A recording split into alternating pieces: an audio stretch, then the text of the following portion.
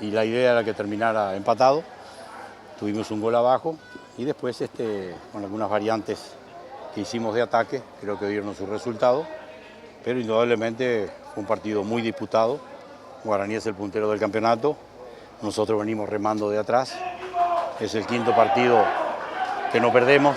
Esa fue una de las cosas fundamentales y elementales que yo tenía que introducir en este plantel, era justamente aprender a no perder, y los resultados van a venir. Hoy me voy satisfecho, ganamos ante un gran equipo como es Guaraní y esperemos seguir por ese camino. Actitud, el equipo cree en lo que puede hacer, ¿verdad? Lo demostramos, en ningún momento bajamos los brazos y gracias a ello logramos el resultado positivo. Y la verdad que se viene bien estos 3 puntos que llevamos a nuestra casa. Ojalá que podamos remontar lo que más posible.